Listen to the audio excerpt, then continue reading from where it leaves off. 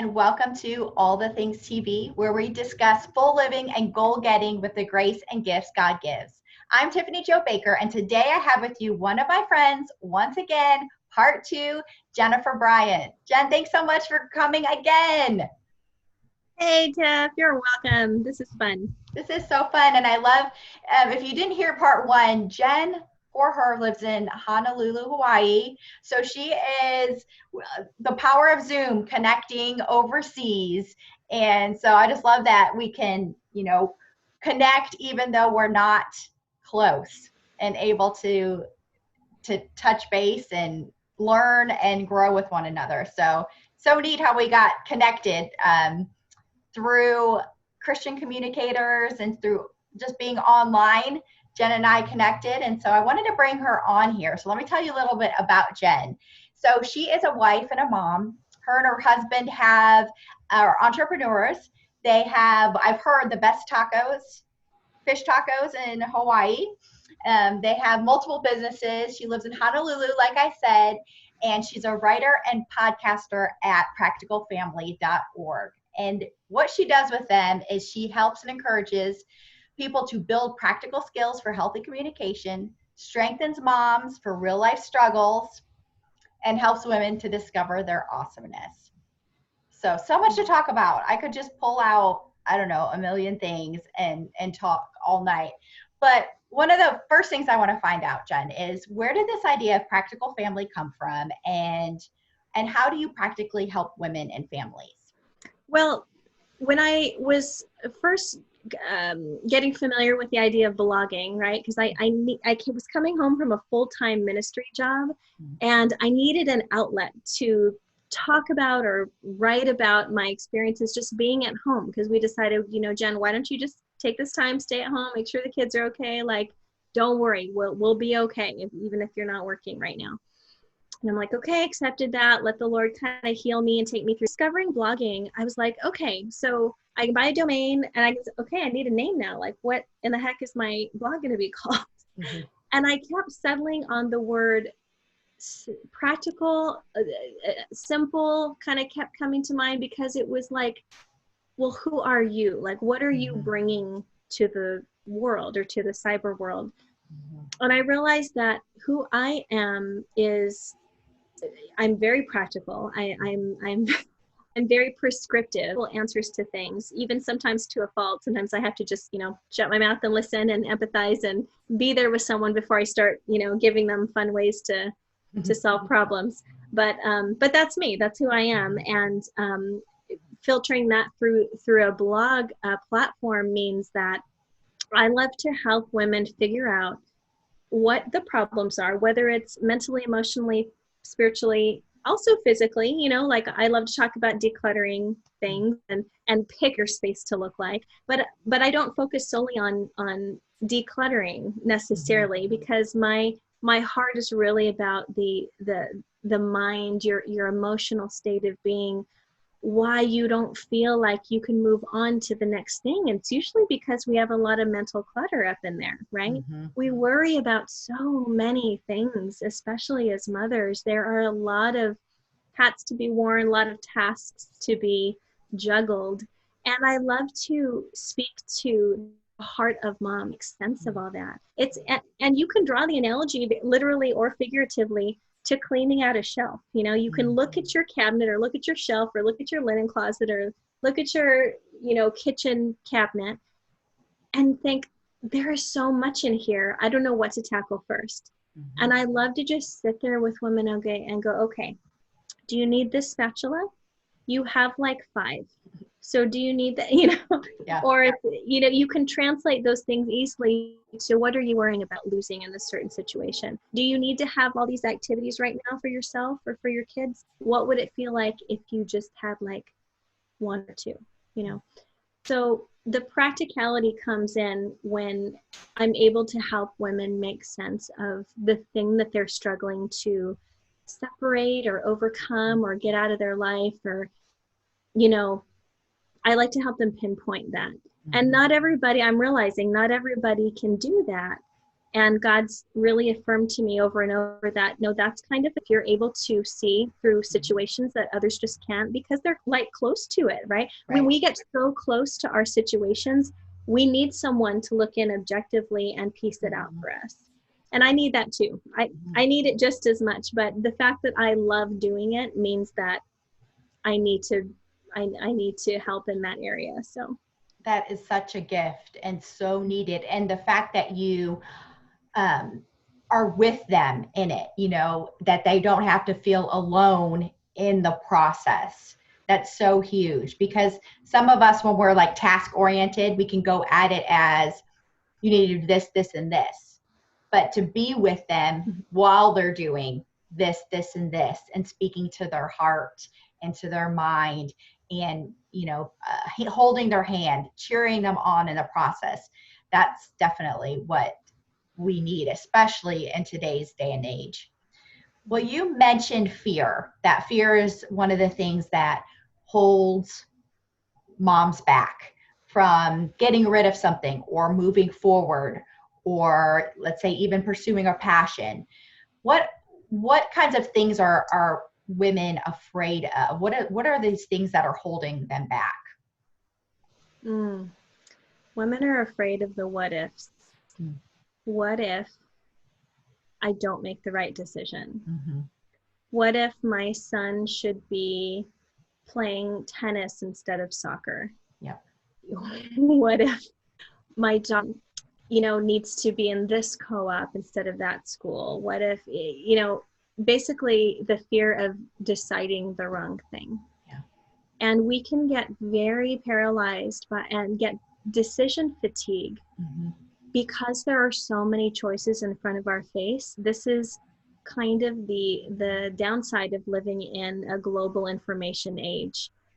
And we need to have each other's backs right now because of all of the options floating around there at Christ, all of the Facebook, all of the Instagram model, mommy, homes, whatever they're setting up. None of those things are bad in and of themselves, but we need to choose what we allow our brain to believe about those things, because we can see things, we can have information in front of us, but the power to be able to decide based on our values, based on how God is leading us, means that we need to be more tapped into the spiritual calm, so that we can decide what's most important to us. So the fears of what if, the fear of, am I going to be good enough? Do I have what it takes to lead my kids in this way? Do I have what it takes to keep a home as organized as I want to keep it? Or why do I always feel like I'm playing catch up? Shouldn't my kitchen look clean and sparkling all the time, just like the magazines? And we can all come together and say, no, none of our homes look like that. And I think what moms need to battle that fear are those very real doses of reality that come with an honest connection to a friend circle. However, many friends, it's up to you, that you are able to cultivate in a very healthy way, who can be your truth tellers, who can help you to see that, no, all of these supposed tos that you have, that you're putting on your shoulders right now, let me help you take some of them off, because you don't need all of that stuff here. Let me carry that for you, or let me help for now. Because when things start to get to us, and the fear, lies, and all of these things about what we should be right now as moms convinces us that we can't move forward, then we've got a problem, because we can't stay stuck. And then when we stay stuck, we begin to isolate ourselves, because it's the fear of moving forward and doing anything. Because if I can't do anything well enough, or as well as what I'm seeing out there, that's the perfect place for the enemy to come in and convince you that you're worthless. And it's the opposite of what God wants for us as moms, as women, as precious creatures of him. We don't need to be there in that space. And so we need each other. We need to pull each other out of that space, and convince one another that we're awesome in our own way and we have purpose. Absolutely. Absolutely. I love some of those things that you said, you know, a community, people around us who can help to remind us of the truth, and not get stuck in the way we see things from this bubble perspective, but those people who can see from the outside and be like, no, this is what you do well. This is your awesomeness. It's okay to feel like that. Like sometimes we just need somebody to say, it's okay to pause. Mm-hmm. It's okay to feel like that. That's good, but I'm not gonna let you stay there. I'll let you stay there for a little bit and then I'm gonna help get you out, those kind of things. So what about with women discovering their awesomeness? We have to combat fear. We have to combat the worry. We have to overcome the comparisons.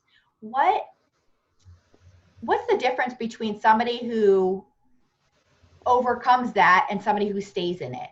Like, can you pinpoint that? Like, what's the difference? What's the secret sauce between, somebody who's in a group who's maybe getting that same material, right? They're reading the same thing in the Bible, they're getting the same thing, but what's the difference for that person who's like, I'm going to do it no matter what, despite the fear, despite the worry, despite the comparison? What do you think's the difference? What allows some people to do it despite or overcome it, and some people to stay stuck in it? Well, when you choose to stay stuck, there are a few different things that happen to our lives. It settles in our belief systems, what we choose to believe about ourselves, what we choose to believe about God. When we believe that we cannot move forward despite our best efforts, it becomes a self-fulfilling prophecy. And then what people do when they're in that state is they continue to repeat the negative narrative, really, of all of the past failure. It's allowing fear allowing defeat to wash over you. And some red flags that I see sometimes in some women who stay in one place is that they want to keep talking about the negative things. They want to continue to make excuses for why they can't. And I've been here too. I've been here in certain areas, and when I finally decided to climb out, it was only because I decided to do something different. Staying stuck, continue to do the same things. And sometimes it means not allowing yourself to feel discomfort or painful things. I've talked about on the website before in different scenarios with my son and helping him to overcome things because he gets so frustrated with himself. Poor thing. Like, I see all of his potential, right? You see everything kids can do. Yes. But until we make them struggle or allow for that space for them to, they're not going to value what it means to overcome if it came easy. So women who stay stuck are basically repeating the same cycles. They're not making very many changes in order to struggle and grow. Now, the mom who decides to pull herself up out of a difficult circumstance, and again, all kinds of circumstances some people don't have control over. So it's not to say that you can't make an excuse for things that you literally have no control over. But what you do have control over is are your choices and how you respond to things. And trusting that God can do anything. He can change your circumstances like that. He can pull away curtains. He can knock down walls. Believing that our God is bigger than our circumstances and bigger than our abilities is that next thing. Trust in ourselves for everything. We're going to be disappointed constantly. We're going to constantly feel defeated. But God says, come to me, give me your burdens, give me your worries, and I'll give you rest, because then there's room for you to see where to step into next. You know, I've had times in my life where I have felt very stuck in my marriage, in my parenting, in my effectiveness at church or in the community, or like, God, like, what am I useless right now? And then you go into this pit of despair, like, I'll never be good for anything. And it's a very real feeling, because depression can set in. It's very real. I would never deny that women go through things like that. but our choice, God's given us power through his Spirit, and he's given us the choice, even in small everyday things, given us power to choose something different. Change will you make in your life that has been different than what you've been doing. Oh, I love that. Because, you know, they say insanity is doing the same thing over and over again, expecting different results. Right. And you just empowered women to make a change where they're able to make a change. Because when you stop the cycle somewhere and you institute, you know, put something in to change it, it's got to move, you know, it's got to change, even if it's slightly. When you add anything to a system, big or small, it's going to change that system. So I just love that, the power of choice that we have. And sometimes that's just our attitude. Sometimes that's, which is a huge thing, right? Our attitudes are a huge thing. You know, I was looking at a list of things that very successful people do. And one of them, it's some of the things that we've talked about today. It's one of them is accountability. So having people. What's another one? Let's see. Surrounding themselves with other great people. You know, these are things we have choices in, where who's with us, who we're doing life with, who we're learning from. And for those who are persistent, you know, I think of persistence as my dog, my puggle. We call her a persistent puggle, you know, super food focused, you know, just all the time. And sometimes God's just like, I want you to be that persistent. Like, I want you to keep going. You know, my dog goes to the same spot morning, noon, and night, getting ready for her meals, expecting to be fed. And sometimes God's like, that's what you need to do, Tiffany. You need to put yourself in the position to be fed. And that's a choice that we have.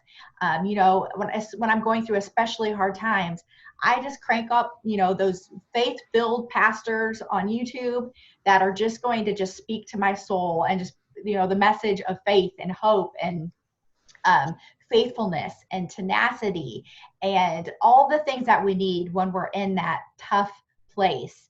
And those are all things that we can control and we can do. Well, Jen, I just so thank you for coming again and just sharing your heart and sharing what you do and sharing what we need as women, what we need as go-getters, what we need as moms as we're doing this thing called life. So I appreciate doing life with you and being on the journey and all that you've shared tonight. So thank you again. Thanks, Tiff. Well, friend, that's another episode of All the Things TV. I'm Tiffany Jo Baker, helping you fuel and fulfill your faith journey through the ups and the downs. Now go do all that you're created to do with the grace and the gifts that God's given you.